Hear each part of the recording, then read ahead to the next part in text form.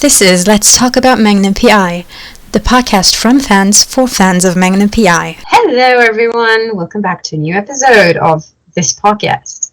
Let's talk about Magnum PI. Yeah, we're back. And we have a guest today. We do, a very special guest. We love him a lot. He's been in, what episode has he been in? 7? 6? No, 6. Before that, 6, yeah. 6. Episode 6 of season 4. He's amazing. You're going to love this interview. So we have Karan Sagoo. Awesome dude. And I guess we'll go straight into it. Yeah, so enjoy. So welcome on our Magnum PI podcast. Thank you for being here. Oh, Yeah, thank you for having me. Yeah, always. You've got quite the interesting little guest role, I think. Mm-hmm. Yeah, no, it was definitely fun. It was one of the most fun pieces of work I've got to do because I've never had my butt handed to me by a woman. That was great. Cuddy, she got a few good hits on me for sure. I told her to go all out. So that was like actual great. hits. Oh yeah. So when I was filming that scene, I think the stunt girl, she was great, Haley. And when I had my scenes with Teresa in between, I was just telling her that, look, hit me. It's okay. just go for it. If you give me a good crack in the ribs or a knee in the groin, or you hit my leg, it's fine. Just go for it, man. And I think she got a good hit in my ribs at some point, which I felt, which is great because it makes it more natural for the audience. I always prefer it to be real and realistic. Certainly ripped the part. It did, yeah. Well, I'm glad you enjoyed it. It wasn't so much enjoyable for me when I was getting beaten. But you got to spend time in Hawaii, which must have been awesome just in of itself. Oh, Hawaii is beautiful. It's amazing. I've been there before, but very briefly. It was a 3-day trip, 2 or 3 day trip. And it just wasn't enough. And then going back there to film for a week, it was the hospitality and the warmth of the people there is just unbelievable. Mm-hmm. And you immediately feel this whole burden taken off your shoulders of life. Oh yes. Oh definitely, yeah. Yes. Everyone there is very friendly. I remember I was walking to the store to get some groceries for myself, and I actually got lost because by the time I was going back, it was pitch black outside, and I was like, oh, where do I go? And I was trying to figure out where I was going, because I didn't have my phone with me, and I was like, dash, and somebody was running. They were actually running past in their evening jog, and they backtracked, came back, said, can I help you? You look lost. And I was like, oh my god, when does this ever happen? In Hawaii?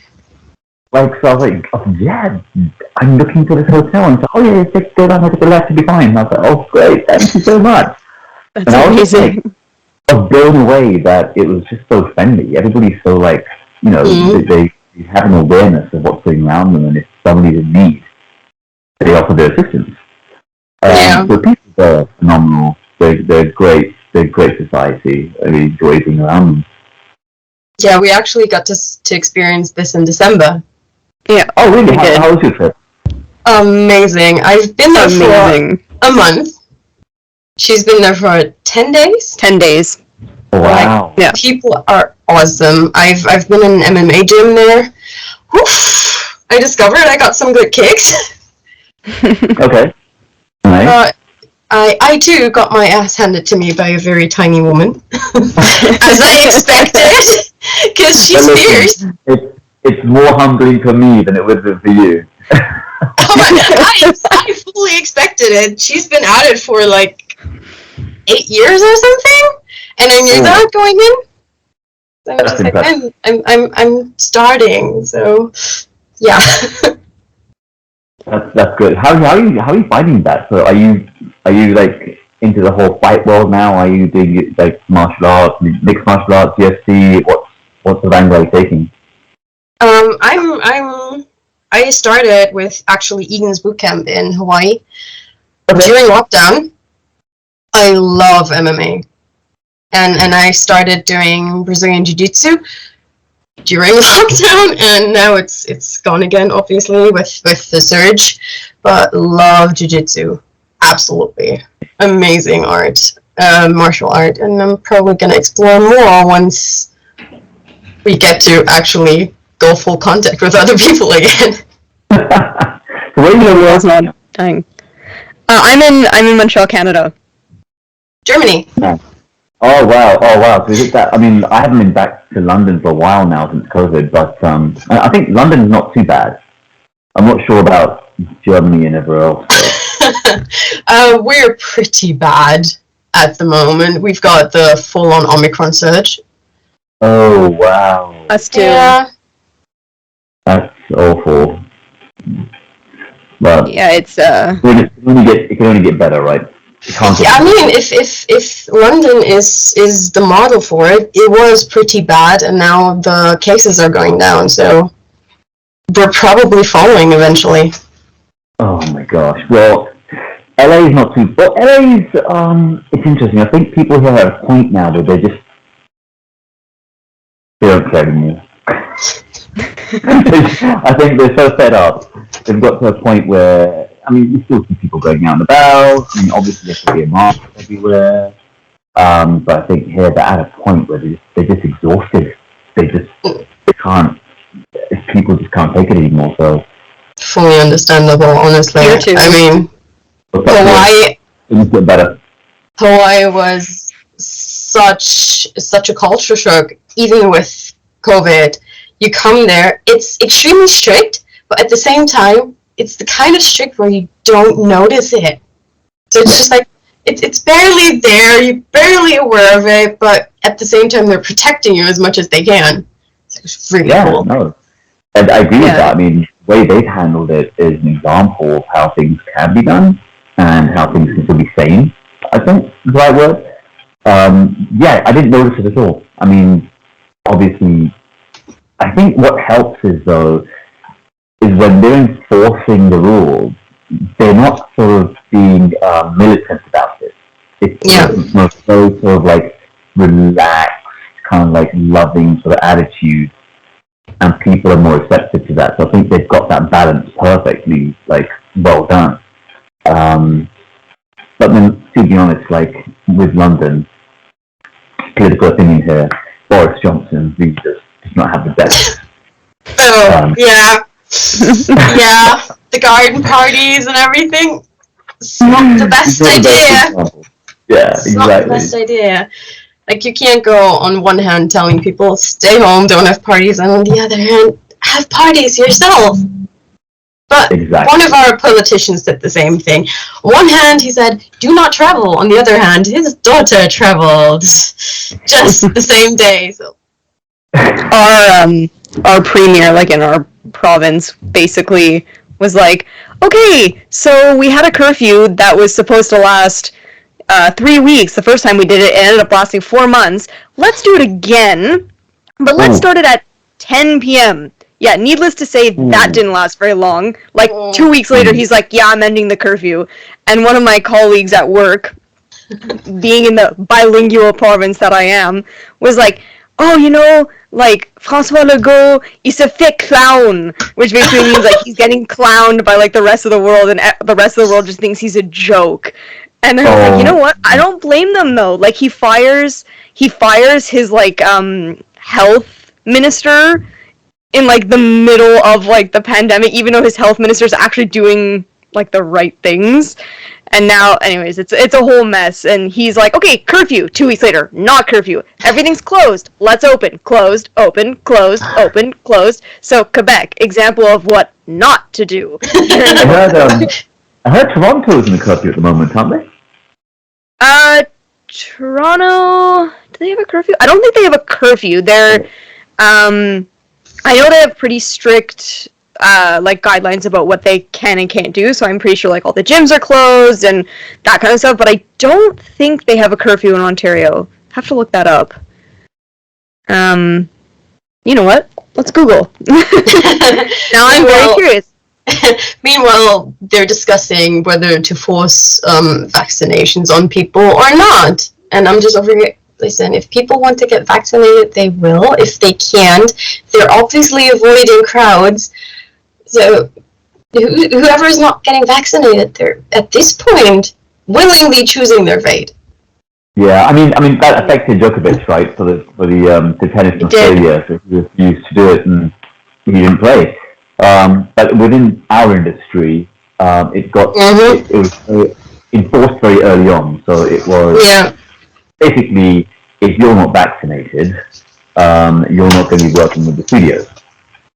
So I think on the one part, it was enforced because at the beginning of COVID, there was such a massive shutdown, and there's so many jobs, people who were relying on this industry, that it was a situation where they were like, well, you know, we want to keep the industry open because people rely on these jobs, but how are we going to do that? We have to have the vaccination requirement. So, I mean, the people who are not getting the vaccination and they're losing work in the industry, I think at this point it's sort of a situation where it's like, well, you know, they're doing their best from their end to keep everything open, so you kind of need to comply, agree with it or not, if you want to keep, you know, your job. Because they're trying to do the right thing by everybody. And it's such a fine line with this whole situation. In terms of standpoint, you can't keep everyone happy. Yeah. No. Difference of opinion, so it's just a matter of what's more important to you. You know, I mean, I got vaccinated quite late on, and the funny story is, I must have been around COVID, I think about 4 different times. But everybody in those situations got COVID except me. Okay, you got lucky. I even went to a friend's house who had COVID on a 5th time to go and give them some food. I was like, you know what? Let me just go in and say hi and hang out for a bit. And I took my mask off. I was like, let me see what happens. And I felt like a headache coming on. So I was like, okay, guys, after that 40 minutes, I'm going to go. You know, it's nice to see you. And they were like, you're crazy for coming here. And I just came home and I took some vitamin C and I ate everything I had in my fridge. So I have this like, whole theory that I feed myself off nutrition, it will like fight whatever's trying to get me. And I went to bed. I slept about 10 hours and I woke up a couple of days later, I had a COVID test and I was negative, I was fine. And then I got my vaccination and about 2 weeks after my vaccination I got COVID. No way! I couldn't believe it. I was like, what is going on? Now I'm conspiracy theorist. Something's wrong here. Guess who's currently in quarantine? Oh, you are? Oh. I just recovered from COVID. Oh, how was your experience? Did it knock you out a good 4 or 5 days? Kinda. It was mostly a stuffy nose and a cough, and I was cold all the time, but that's about it. Oh, you sounded a little stuffed up. Yeah, like I said, stuffy nose, and I slept all the time. But then again, that's what I always do when I'm sick. Like I'm sleeping, my body gets to recover and gets to fight it. It doesn't need to sustain my brain or anything. Just take care of it. Immune system, you're fine. You got lucky. You got extremely lucky. When I had it, it was so weird. So luckily I didn't lose my loss of, I didn't have loss of taste and smell. Oh, me neither. I was thankful. But the funny thing was, I would get exceptionally hot at night. And then so I'd be like, oh my god, I'm so thirsty. I'd get up and I'd go drink water. I'd come back to bed and I'd be freezing. Ugh. I'd like back under the covers and I would be sweating. Like this for example, this shirt would be drenched. Oh my goodness. I'd take it off, put another one on, and then I'd go drink more water because all of a sudden I'm boiling hot again. It would be hot and cold all through the night. Interesting. That sounds terrible. That sounds terrible. And yeah, I couldn't even do a squat for like a week. Ah! Tell me about it. I just went back to working out, and I am so sore, and it took me so much time to just recover from my first workout after that, because I'm just so out of breath. Even though I took it slowly, because I'm not exactly thin, so I'm very aware of the fact that there's a little bit of increased risk on, my heart and everything after, being sick. So I'm taking it slowly when I was sick. But recovering from that first workout, still doing that. And it was a leg day. On top of it all, it was a leg day. Still feeling that. See, that's wow. You're brave. You're braver than I was. I You're crazy. Yeah. I can't do any push-ups. Still learning them. Oh, you'll get there. One a day. Oh, yeah. Getting a little bit better every day. I have 0 abs, so I can't do any crunches or anything like that. It's like part of my workouts, and every time I get to the crunch part, I'm like, oh, this is gonna suck. But like, you don't have 0 abs. You actually do have 6 abs. They're just covered with, a layer of clothing, respectively. Very good analogy. I like that. Everybody has abs.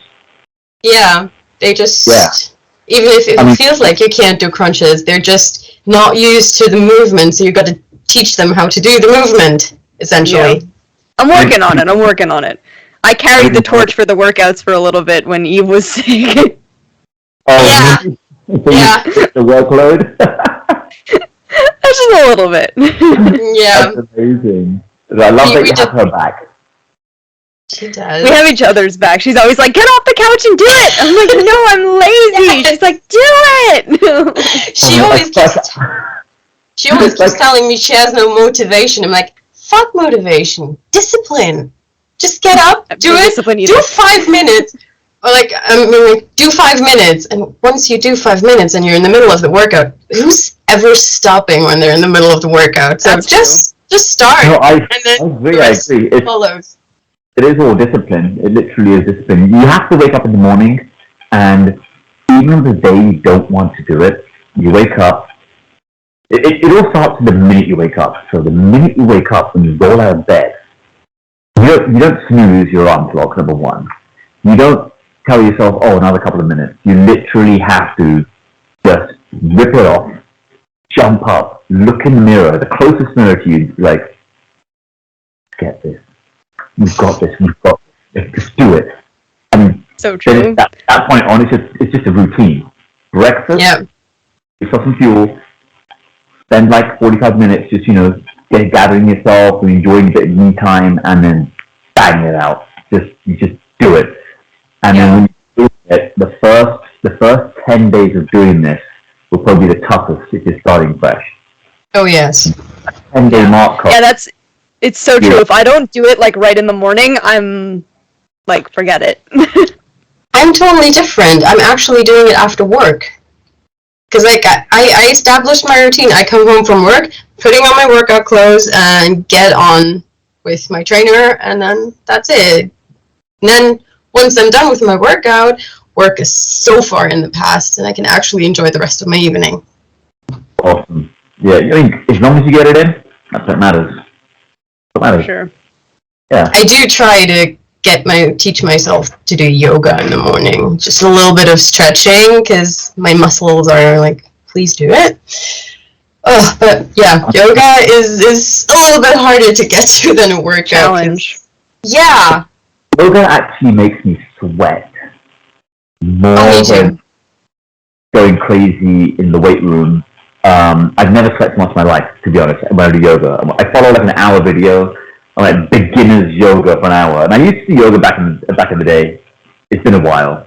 So recently I was like, an hour yoga beginner's class. I'm like, okay, let's try that. In a 6 by 6 foot space. I was drenched in sweat. It's just so tough. And I have so much respect for people who do yoga, and the other one is Pilates. I did Pilates, and I went to Pilates class, and I was the only guy there And I was like, awesome. Like, I'm gonna kick this class's ass. And by the 30-minute mark, I was taking breaks. I was like needing to like stop, and the instructor was like, "Come on, you're big and strong. What are you doing?" And around me were just like they weren't even breaking a sweat. And I think that was one of the most embarrassing moments I've ever been in my life, because like you walk in all like muscular and like blah blah blah, and then you can't even do a Pilates class. I just hid my face and ran out of there, and it was done. I was gone, but never again. See, can we say that that's why Perdita managed to get that decent hook in? Because I'm pretty sure she does yoga, from what I know. Women are a lot stronger than they look, and this is why they wear the pants in any relationship. Good thing. My trainer would actually tell me, so you didn't do that? It didn't work? You're coming back tomorrow, try again. Yeah. That's literally my trainer. Try again. It didn't work. Try again. Try again. Try again. Try again. And I always do it. I always listen to my trainer. Determination! He knows what he's doing, unlike me, so I'm learning what he's doing, but he knows what he's doing. So, how long have you guys been watching the show for? Because you're definitely up to date with everything, I believe. Yeah. I've been watching it since the pilot, actually. Oh, wow. Yeah, since the very beginning. Around middle of season 1, actually, for me. Because I had a whole like lead up to it with shows essentially that were filmed in Hawaii. So it started with Lost, and then when Lost ended, it was Daniel Day Kim is going to do this new show, Hawaii 5-0, and then it was watching Hawaii 5-0, and then this same guy wrote and is now doing this other show, Magnum P.I., which is also a reboot of Lost. So I was like, okay, check that out, also Hawaii. And then it also kind of led to NCIS Hawaii just a little bit. I don't follow it as much, but yeah, so since the pilot. Yeah, wow. we kind of were forced to follow it because we lived in Waikiki, and wherever we turned, there was the NCIS Hawaii set. Somewhere else every day, but like it was everywhere. Yeah, no, it's literally Waikiki is like a set for all the shows. Yeah. I actually remember the first scene that I've seen was Perdita kicking some other lady's ass. Like the first scene I've seen at Magnum PI, and that was like, okay, I should continue watching this. Not entirely sure what it is, but she looks cool. Is it bad that I think I know exactly what scene you're talking about? You do know what scene I'm talking about. I'm pretty sure you do. Is it when they go flying over the desk? Yes. Is it Ina? Yeah, okay. Yes. Exactly what I thought. She knows Magnum PI. Wow. You're a diehard fan. Oh yeah, she is. For sure. Incredible. Have you managed to speak to Perdita at all? No. We wish. Especially her. No. We got lucky and we saw them, got a glimpse of them, tiny little glimpse of them in Hawaii, but they were filming, so yeah. We stayed away. Oh. Didn't disturb the filming. Super sweet. She's really nice. She's British, of course. But what was surprising was I didn't realize how petite her frame is. Mm-hmm. Because on screen, obviously, she looks like, she looks like super fit and super like an MMA fighter almost. Yeah. And I saw her in person, I was like, oh my god, you're tiny.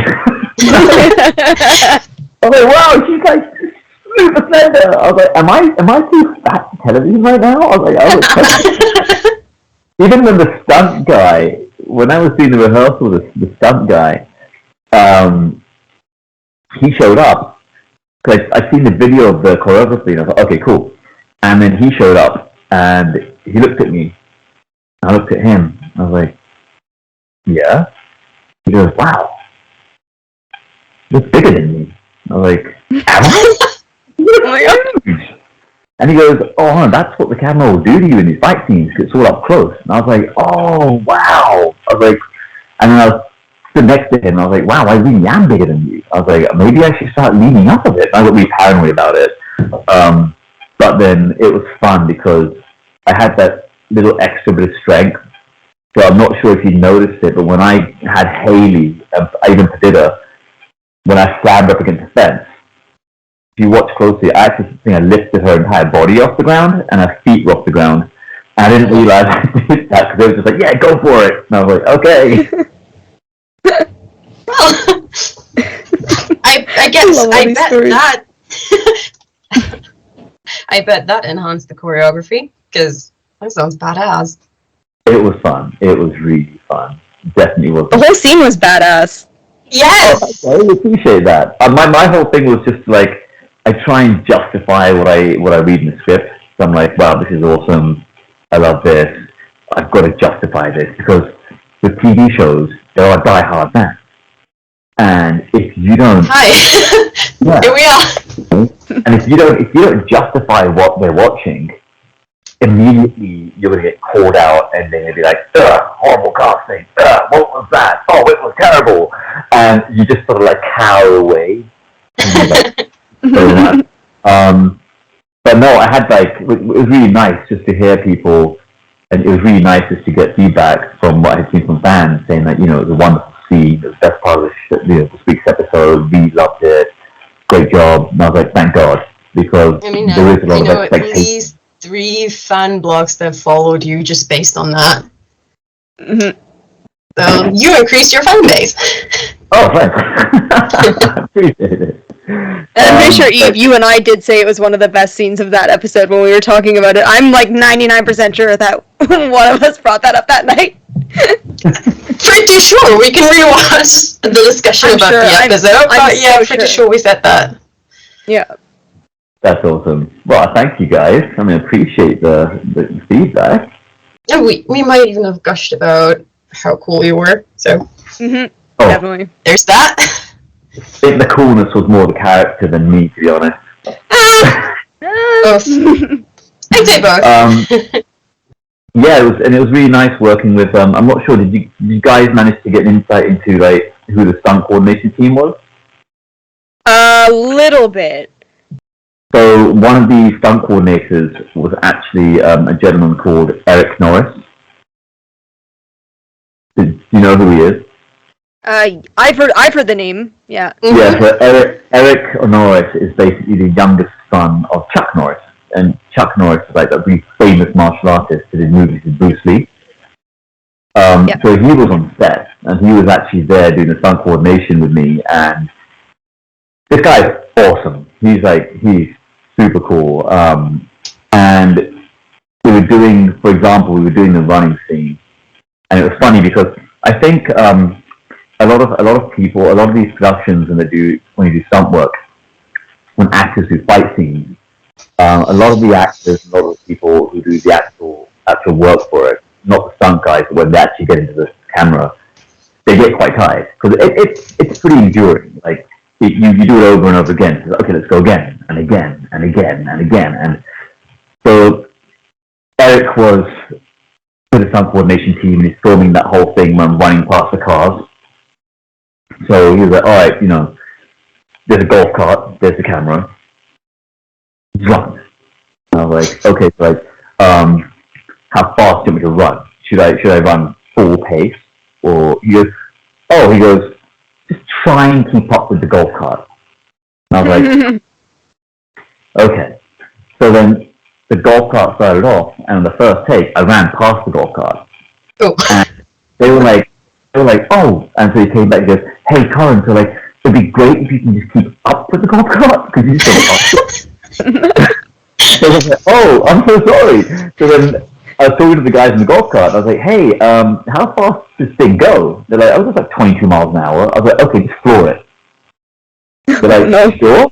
I was like, yeah, you guys floor it. I'm going to start from like 10 feet further back, and I'll catch you. And so when you see that scene where I'm running, I'm actually going like full out because I'm actually trying to using the golf cart as like my indicator to chase it and catch it.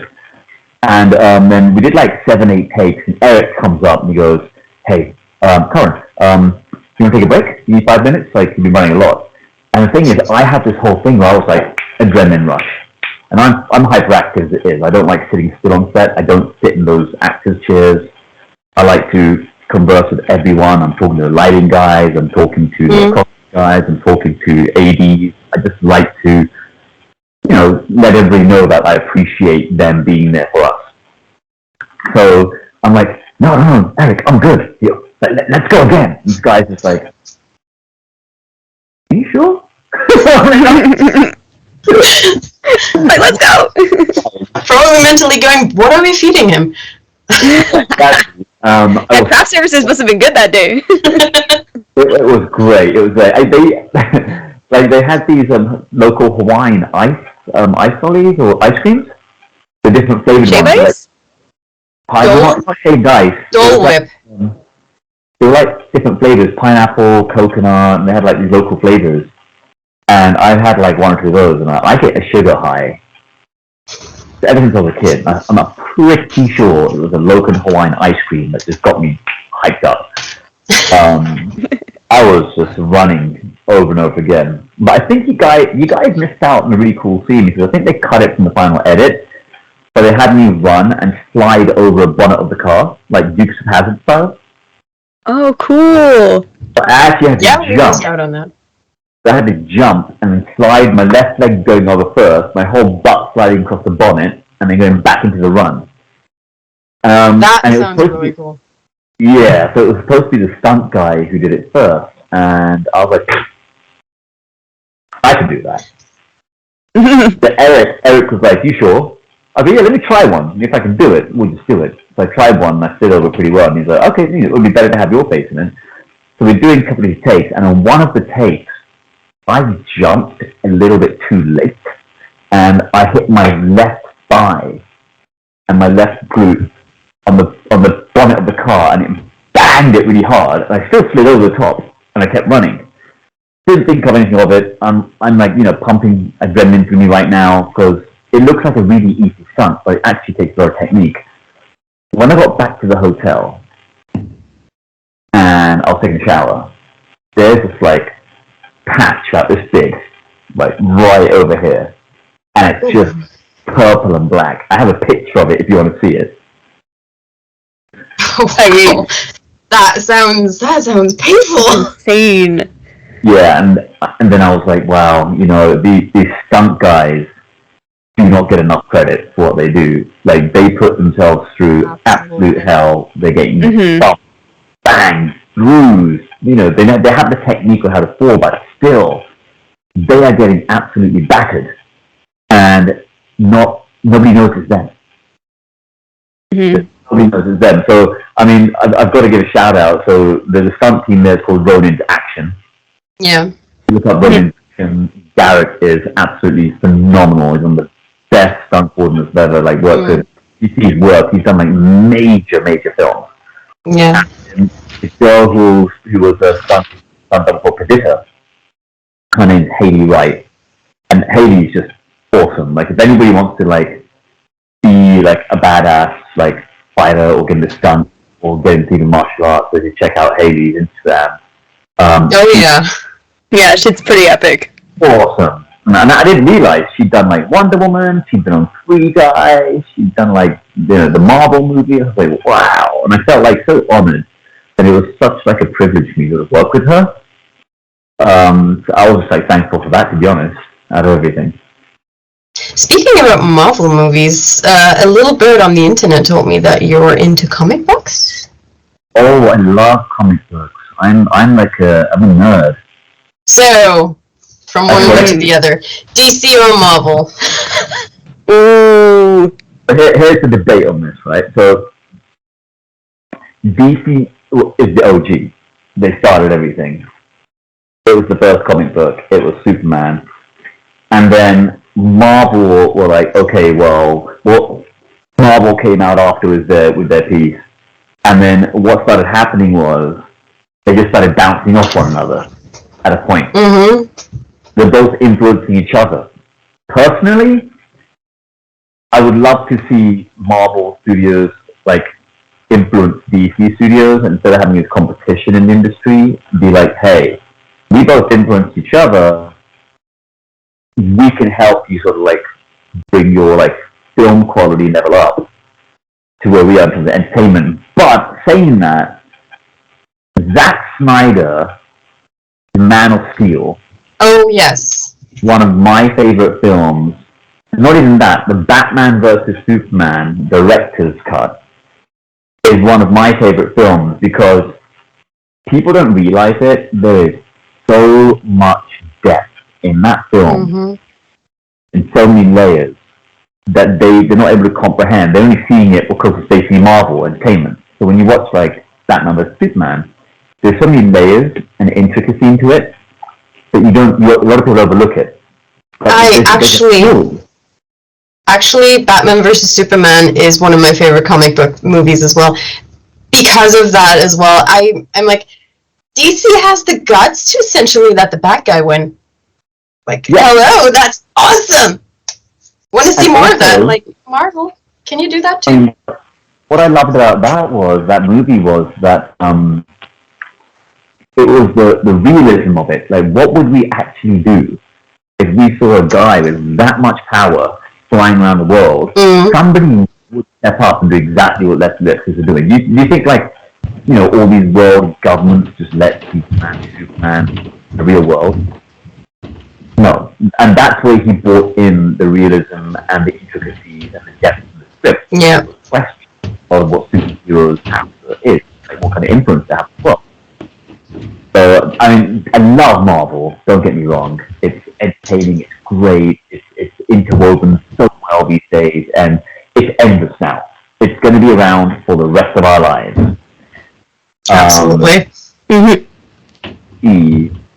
They should have allowed Zack Snyder to follow through his full vision without interfering on any part whatsoever. I think it would have been fine. They just didn't have the patience to have that entire trilogy build up.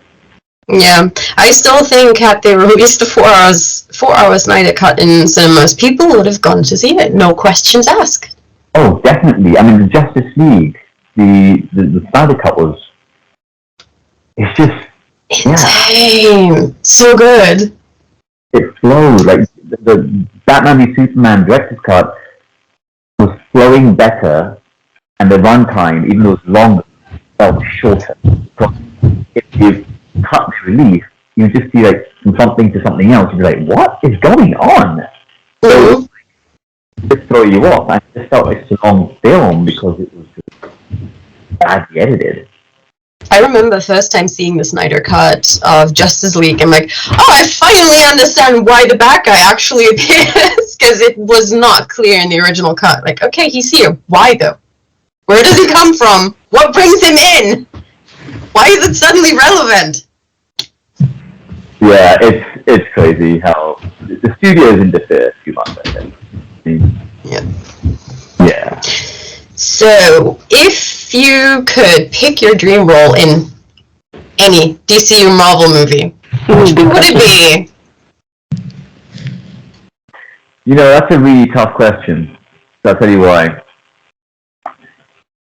On a practical level, I don't think that many Indian-based superheroes brought into comic books yet. Yeah, there's always the chance to be like, why does he have to be white? He can always be Indian. But I mean, was it Klingo in Eternal? Was it the same? Who Kumail Nanjiani played? I haven't seen the Eternals yet. Yeah, I think. Oh, you haven't seen Eternals? I think it's Klingo. I mean, he did a great job. He played a great role. I think something like that would be amazing to do. I'd love to work with Marvel. I'd love to work with DC either which way. If they have a character which they could just... I mean, we're talking about the extended universe now. Are we talking about DC's, like, Earth 1? Or are we talking about DC's multiverse? All of them. All of them. We're in multiverses in all of them. Now there's a multiverse.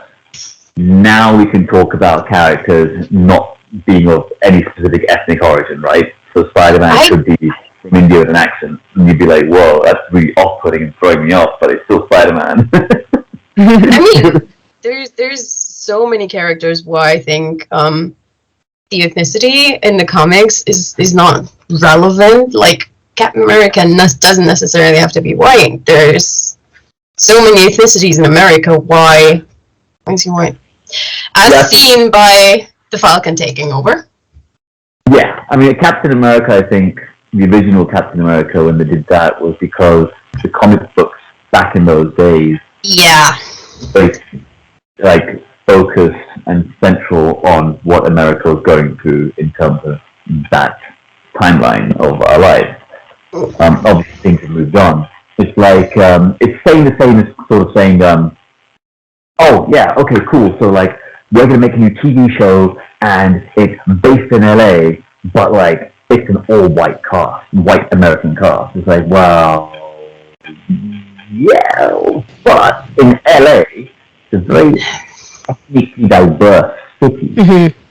So if you had a multi-ethnic cast of people who are completely unknown actors to give them their first opportunity, I think you could do a damn good job, because it's a realistic approach to what you're trying to make, rather than, you know, obviously the entertainment world is business, right? Yeah. It's run by business, like who's going to get viewership. But at the same time, I think that what's been forgotten is a really great show with a really good script and a great handling of the talent of the director. Absolutely. And become an absolute phenomenon. Like, look at Stranger Things.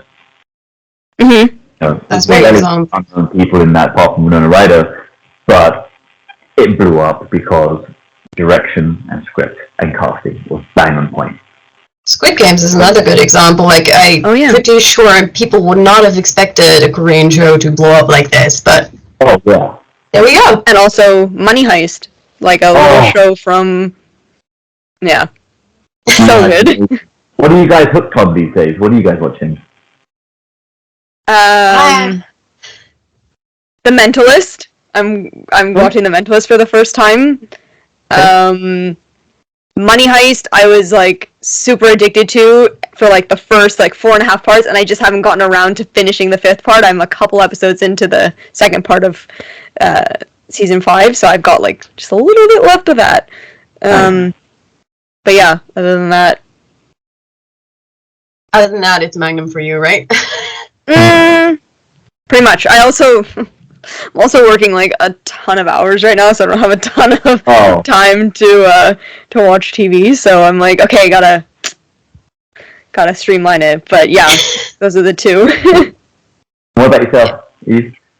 So I just binged through The Morning Show.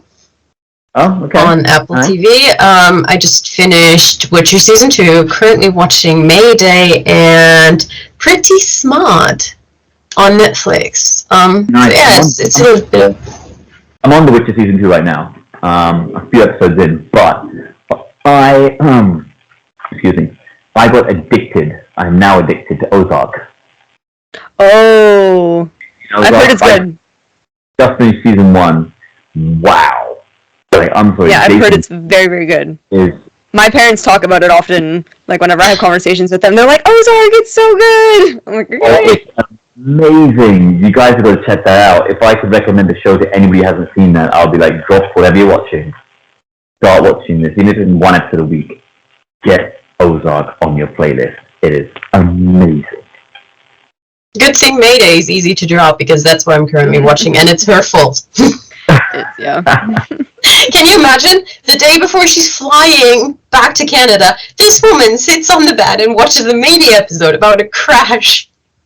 What? Okay, but to be fair, I also used to work for an airline, so it doesn't, like, crash, like, airplane crashes don't faze me. Like, flying doesn't faze me at all. And I have this conversation, too, at work all the time. Like, even just today, we were talking about vacations, and one of my coworkers was like, "Oh, like, I really, like, I want to go to Costa Rica," and yada, yada, yada. And I was like, "Oh, yeah, like, to be honest with you, like, the worst part about going on vacation these days is just, like, having to wear a mask for, like, 11 hours straight on an airplane, right, but, like, surrounded by a bunch of strangers, and, like, obviously you're going to do it, because that's what you have to do, and you're responsible, and whatever." And he's like, he's like, honestly, I hate flying. I'm like, how do you hate flying? Like, I mean, like, I get if you don't enjoy it because like it's not comfortable or whatever. Right. Because I'm okay. Also, to be fair, I'm only like 4'9", so like I don't worry about like space on an airplane. But I mean, I have no issues flying. I like it. If I had been taller, I would have been a flight attendant. But I can't because I'm too short. To be fair, on your point though about watching plane crash videos, when I was younger, my dad was obsessed with watching these, movies about like air disasters, and he used to make me like I sit there and watch them with him. And I think one of the ones I watched was called Concorde, where the Concorde takes off and then crashes and somebody out somewhere. So I remember when I was younger. But here's a fun fact: I didn't speak a word of English till I was 8 years old. Even though I was born and raised in England, my parents spoke our mother tongue to us in the household, so I started speaking that first. So for 5 years, I didn't speak English at all in school. But so when I was going on the plane, we were visiting my mum's family in India, and I sat on the plane, and I was like maybe 5 or 6 years old, and I was in the seat, and I just shout out to my mum. I'm like, Mum, and this is in Punjabi. I shout to her, I say, Mum, after we take off, I'm like, when is the plane going to crash? And now, imagine sitting on a plane with a whole of like Indian people Indian people are very religious and spiritual, and then everybody's just freaking out saying, Sister, please, we beg you, tell your son to stop saying, when is the plane going to crash? We want to get to India in one piece. Oh my god, that's hilarious. That's hilarious. I've got a similar story actually. We were flying to the US from Frankfurt, and we were flying through a thunderstorm, and suddenly there's like 3 loud bangs, like tiny explosions. Ooh. And everybody was freaking out. I'm like, nah, if something happens, they're gonna say something. It's fine. Nothing's bumping. If something happens, they're gonna say something. And I was sitting right in front of the flight attendants. They were chill. So I'm like, as long as they're chill, everything's fine. Yeah. Yeah, and then the captain came on like, oh yeah, we just experienced 3 lightning strikes, but we checked, we're fine, we're flying, and if anything happens, we can always go down in pairs. I'm like, okay, now I'm nervous. But we made it in one piece. You would have almost been part of a episode of Manifest. Jeez. Here's a crazy question. If you guys were on a plane and something went wrong and it was going to go down, how would you want to go down with it? Ooh. How in terms of my behavior or what happens to the plane? What sort of like, where would you want it to fall? Where would you want it to crash? Like, what would be your reaction, or how would you want to handle the situation? What would be your whole thing with it? Screaming for sure. Screaming is an instinct, so yeah, Screaming for sure. Definitely. And if I had to pick a place, see, this is where all my Mayday watching comes in. I'm like, okay, best survival rate. God dang. Definitely not water, because you don't have a very good chance in water, unless, of course, you're freaking Captain Sully Sullenberg and landing your plane on the Hudson with no fatalities whatsoever.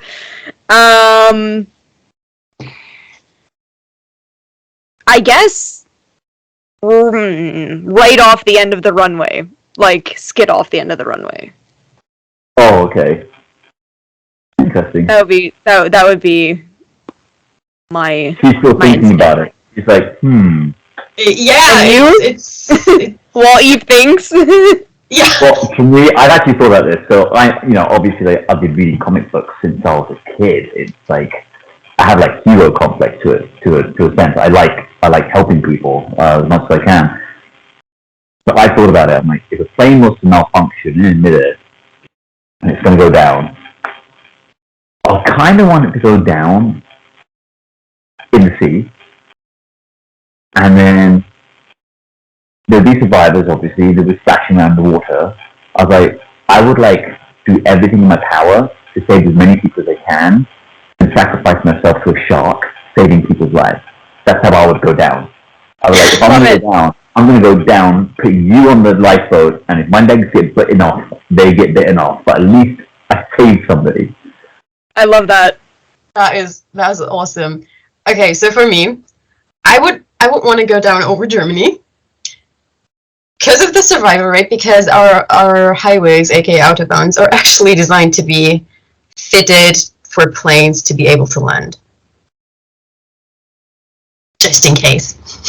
Interesting.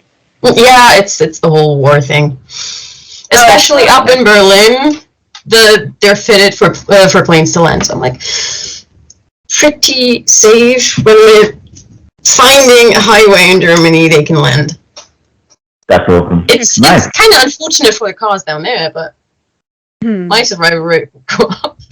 But yeah, other than that, if it was any other place, I would probably just do what they're telling me to do. Either put on the life vest brace and then just be like, yeah, whatever happens, happens, and see what happens down there. And once down there, help if I can help, or do the first thing. One of my biggest fears is the sea, is the ocean. Like, so when I was in Australia, you're brave. Just being in Australia. Have you seen the size of the spiders over there? Oh my god! Huge! It's horrible.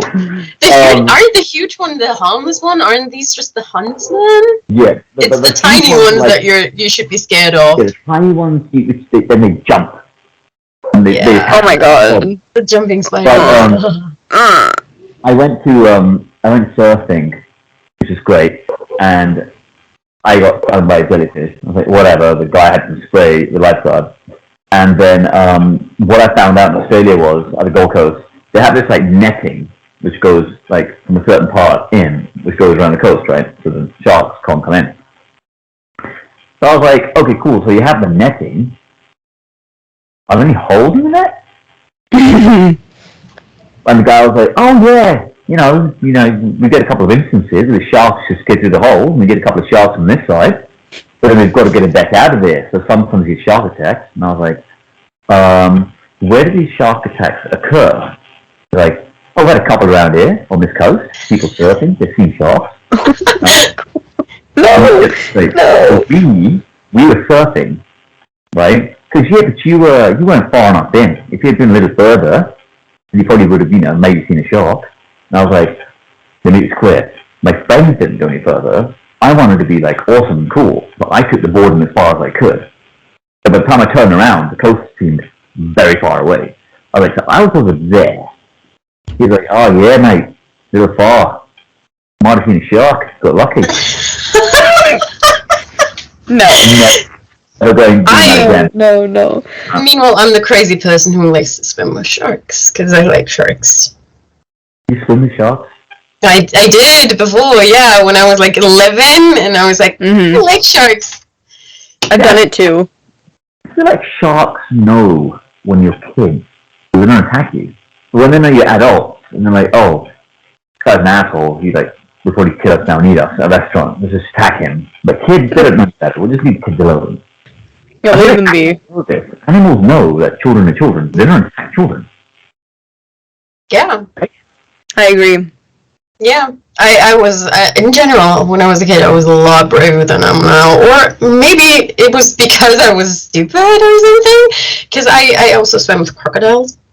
Because my mind went, it's warm. It was in Mexico. It's warm. There's water. Who cares about these crocodiles in there that are like 2 times my size? I'm just like paddling around there. Obviously, my mom was on the side, ready to plunge me out.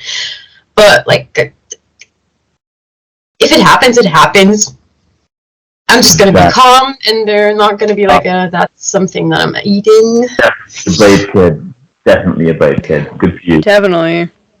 Yeah, now that I'm an adult, I'd probably still do it, because I'm still on the thing. I'm their guest. If they're gonna attack me, they're gonna attack me, even if I'm on land with the crocodiles. And if you act the part in the ocean and you're not pretending to be a turtle or like a seal, then chances are the shark's not going to do anything to you. And if it's going to do anything to you, it's likely just biting to see if you're edible and then figuring out you're not. It's not their it's not their fault that they hit veins by accident.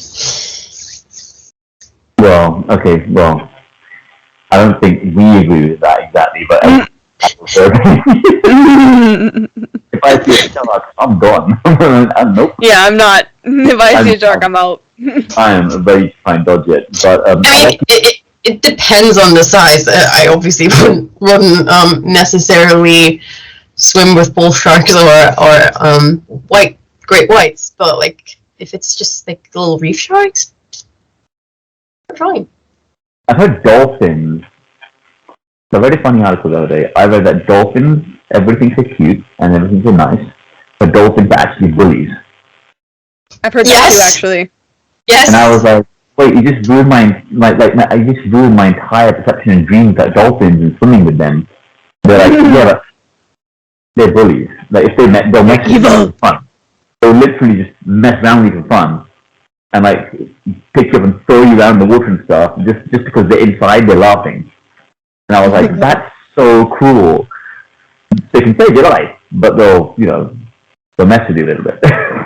Oh, I believe it. I believe it. Yeah, 100%. definitely, 100%. I mean, on the other hand, just their grins alone speak evil. But now turn it around.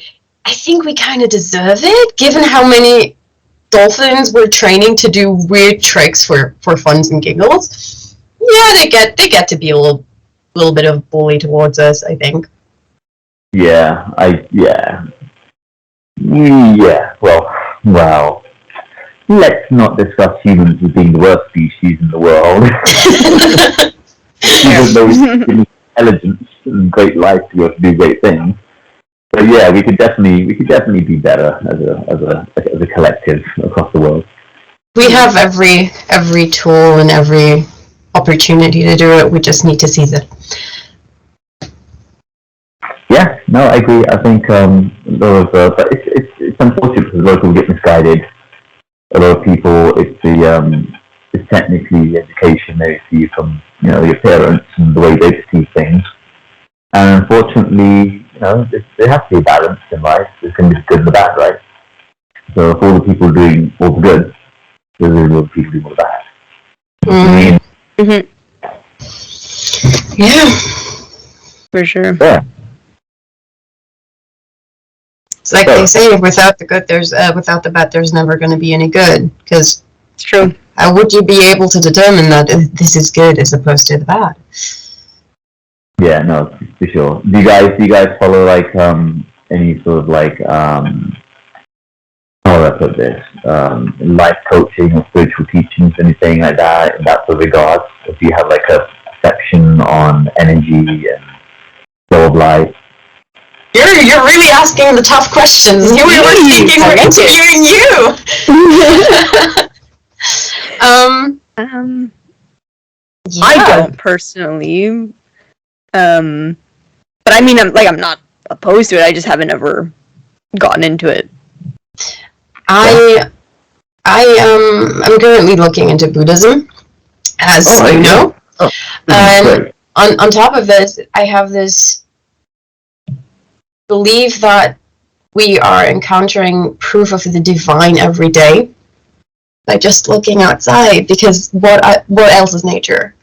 So that's like my deep-rooted spiritual belief that the divine is just nature, and we got to take care of her and appreciate her. Yeah, that's awesome. Good, it's good to have that perception. Yeah. How about you? Oof, you're opening a whole 4-hour conversation if I get started. That's a whole thing. We'll have to do another hour on that. Well, I've been very spiritual since birth. So my parents raised me in a very, very spiritual environment. I follow a spiritual path, which basically takes all the religious books, all the religious teachings. We're talking about Christianity, to Buddhism, to the Muslim faith, to Hinduism, to Sikhism, whatever you can think of, and it basically takes all of this. Okay, here is everything. How is it different from one another? It isn't. It's like saying, I'm going to learn how to solve this equation. There's 5 different teaching methods for it to get to the same answer. Mm-hmm. So what they show is that all these prophets and gurus, spiritual teachers, and all these like religious folks that they were, Jesus, Muhammad, you name it, they all were saying the same thing, but they're all saying it in a different way. Yeah. And whatever path that you are comfortable relating to, that is the one you walk on. But if you're going to walk on that path, try to understand it. Don't look at it for face value. It's like reading a script. Oh yeah, this is a great script. No, like there's words beyond the words. So you have to get a comprehension understanding of how to get to that. And it all says and boils down to the same thing. And it all comes down to just making you understand that A, we have a soul, and B, the journey of you as a human being is your soul walking this earth. It's being put into a vessel which has the capabilities of the highest nature. So you have your sight, smell, touch, sound, taste, feel, you have your senses. And then you get a mind and your brain. So you're able to have a consciousness to understand what's right and what's wrong, what's bad and good. Like if you give a child a knife and say, hey, kill this animal, we're going to eat it, a child will not kill the animal. So a child is the most natural and pure form of what we're supposed to be. This is why a lot of these books say, preserve your inner child, be a child. It doesn't mean be a child, you're going to act like a crazy kid and more. But no, be a child, it means preserve that purity. Stay connected. Because if you stay connected here, you will never harm anything. And harm doesn't mean kill. Harm also means like if you eat something which you know a child wouldn't eat, if you said, hey, here's an animal, we're going to kill and eat it, the child's going to say no. So that's why I'm also like you said, Buddhism, it's like the ultimate form of dedication. Like they only eat ground grown food. So they're vegetarian through and through. They will not smoke, drink, nothing. Their bodies and souls are so like infused. That's why when you see these Buddhist monks like got forks and knives and God knows what with their hands and their feet and doing all this crazy stuff, it's because they're so connected. Like if you imagine your soul being a drop from the ocean and the ocean is God, and they're connected to the ocean and the objective is to get that drop back into the ocean. So that drop has the same power as that ocean essentially. It has that same power inside you. You can achieve anything that you want to do. If you believe it and know it, you will achieve it. Because if that power can create everything you see, that power, then you need to access 5% of it to manifest anything you want to do. You just have to have the belief and the dedication to it and the understanding of how it's happening. So, and that's just the surface of everything. If you when we get into this, it would be a 4-hour conversation. I'd be here for it. Wow. So yeah, so I just raised in that whole environment. Yeah, so that's cool. A lot of reading, a lot of meditating, a lot of stuff which goes towards that direction. Yeah, meditating is still an unknown horse for me. A lot of people think meditating is hard. It's actually very easy. Yeah, but it's still it's in the beginning kind of uncomfortable to let yourself to A, to sit still, and B, to forgive, not forgive, but to just accept that your mind wanders and realize that it wanders. And at least my first is, oh my god, you just thought. I'm like, no, it's fine, and you can think. And it's kind of hot and uncomfortable to sort through all of that and give myself leeway to, realize that I'm thinking. Let me give you a perception on this, a different angle. So, okay, if you think this is your mind, this is your soul. Okay, so you know a lot of people who get stressed out to do this. You always put the fingers here. Okay, so that's your third eye, right? There's a door there. So imagine like a door. Imagine you want to open that door, and right there sits your soul. Okay, this and this are intertwined like that. The purpose of meditation is to basically separate them and shut this one off, so only this one stands alone. Okay? So the easiest way to do that is, let's say for example, let's say you follow Buddhism, right? So you have Buddha, like I have Buddha right here on my wall. What do? You know what Buddha looks like. He sits in meditational pose, he's like that. So what do? You picture that door with Buddha on it. And you focus on that picture right here. You just focus on that in mind. Close your eyes and focus on this picture. That's the start. Do that for 1 minute. Put a time on your phone, hit go 1 minute. If you do 1 minute, the next day is 2 minutes. Next day is 3 minutes. Once you finally get used to doing that for 10 minutes, just that picture, you're going to start to feel a weird sensation. You're going to start to realize that when that timer after 10 minutes goes off, A, you weren't listening to anything. B, your eyes were closed, you weren't seeing anything. C, you weren't even thinking about your breathing, regulated in meditation. Or, if you're just sitting still, in any way, you can even sit like this and do it. A lot of people just sit comfortable. You will forget that your body's there because you're focusing on that picture. Once you get to that point, here's the magic. When you go to your 15 minutes, sometimes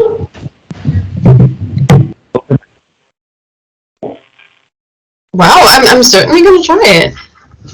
Open that door. Yeah. Imagine when you open that door, it's like a blinding sunlight, just shining, and that's your soul. It's like golden, beautiful, but it doesn't blind you because that's you. Imagine Matrix. Neo in the Matrix is what we are. Neo in the real world is that. He tapped into this, and that's what he's now seeing. And that's who he is. That's your real self right there. So that's how you approach it step by step by step. And it's very easy. Never ever tell yourself it's hard, because the purpose of the mind, when you start meditation, the purpose of this one, it's trying to put thoughts in, because imagine like the devil and God, this devilish thing called your mind, the sole purpose of the mind, you shut your eyes and kind of meditate, is to distract you as much as possible from connecting to the only thing that can make you see the truth. Oh wow, that is amazing. Yes, you found the word. So like I said, it's a whole journey. massively vast. But yeah, that's a simple start. I'm certainly going to do it tomorrow. And Yeah, well, I guess I got to say today. Yeah, literally, you can accomplish anything you want. You can make anything you want to happen. You can make it manifest itself. If you can connect to this, and you believe it, you believe what you're going to get, you're going to get it. It will just come to you. It will just literally come to you out of nowhere. Wow. Yeah. I think that is the perfect ending point for this. Yeah. Don't you guys? With Agreed. that deep insight. So, wow. Speechless. Thank you for being here. Thank you You're so welcome. much. Well, thank you for reaching out, and thank you for having me. Of course, Your you like we said, you were amazing on the show, and we're certainly gonna follow you a little bit more. Absolutely. Awesome. You guys are awesome, by the way. Like, keep up what you're doing. Thank you. So, this was the interview. I hope you liked the guy as much as we did. He's amazing. He's amazing. adore him. I've been doing the meditation for quite a while now, and let me tell you guys, it's really good. Yeah, I haven't had a chance to try it yet, but I have to get into it for sure. Yeah, and telling yourself to you got this mirror, it also works. Even though my morning routine is entirely not working for it, but it does work when you do it at work and be like, and everybody's pissing you off. As for the end of this episode, obviously we have a spoiler section. Yeah. So, Drumroll. Director Jay Hernandez has officially taken over. He has been spotted via Purdy's Instagram stories on a boat. And he is on a boat in front of Waikiki, outside of Waikiki. Yeah. So he has officially taken over as director. So good things are coming. His costume looks interesting. Yeah, that was a weird mix. Yes. Of, like, wetsuit and top? Crop top? I want to not crop top. It's not a crop top. It's cropped sleeves. Muscle shirt. Yeah, there you go. Muscle shirt. So we have that. And we also got another episode title via the writers. And 19. It is for 19, and it's called The Long Sleep. Sounds exciting. That title is taking you straight to ideas again, right? Always. Always. We already shared some on. We might as well title our chat. Because there's a lot of screaming involved when we talk about Magnum. We do, yeah. There's a lot of screaming and a lot of profanity. I was telling everybody at work yesterday. I was like, yeah, I'm pretty sure that it's just screaming and swearing at this point. But yeah. And I think it really was. I'm pretty sure. I distinctly remember sending you a message that was essentially just yeah, I do remember that as well. It did happen. She's not wrong. She's not lying. It was this week. It happened. It was this week. And I'm pretty sure I was at work too. It also wasn't the only time I did that. So. Oh no. There have been many, many, many times.